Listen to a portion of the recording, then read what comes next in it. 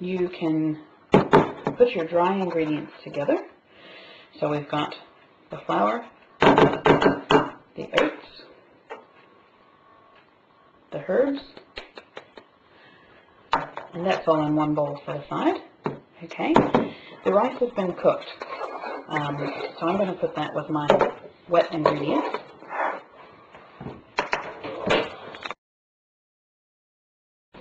Okay, so we're back. Now, rice. Because it's already been cooked, we're going to put that as a wet ingredient. I'm using a Magic Bullet as my blender, mainly because I got a clone one, if you will, at a good price, and also because it's the perfect size for doing this without hauling out the big food processor.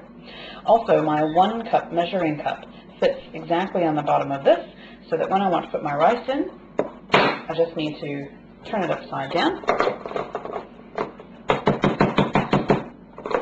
Okay, there's my rice. Now, we'll add ricotta. That's roughly 2 heaped tablespoons of ricotta. Same again, 2 heaped tablespoons of yogurt.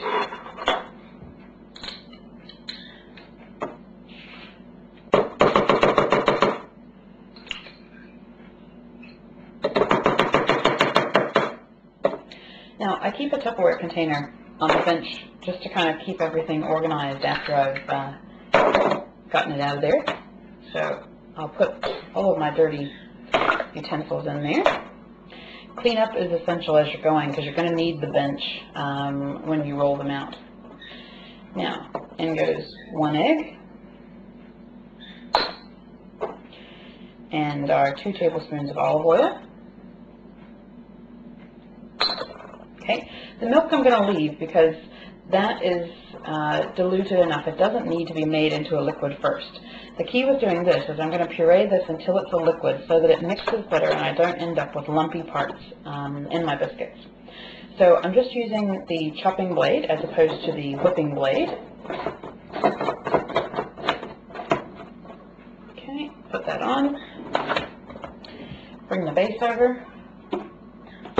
Now, everybody's food processor will be different.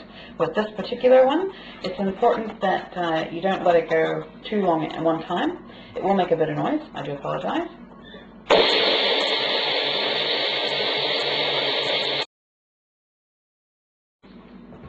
Okay, so you can see what we have. There's a bit of a wee bit there. So now I'm going to add my milk. And that will just help to thin this down. Gooey's not a bad thing. It does make quite a good stiff dough, which is what we want. Okay, milk in.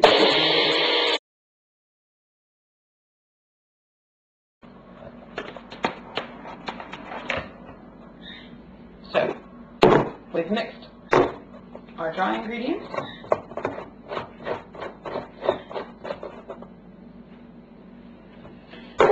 And now we're going to combine our wet ingredients.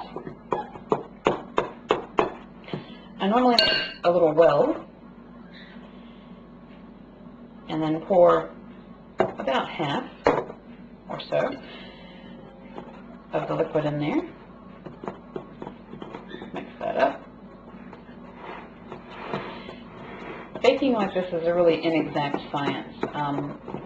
It's one of those things that I learn with every recipe that I make, whether to add a little bit more of this or a little bit less of that. When cooking with rice especially, you can never really tell how far down it's going to liquefy, so we may need more or less liquid depending on how much water the rice has left in it. Okay, this is forming a still quite dry dough. We don't want a soupy mix because we need to be able to roll it out and then cut it into shapes. In Dakota's case, I always used a potato masher. That's the secret of getting the universally similar sized grapes. Okay, so we've got all of our mix in there.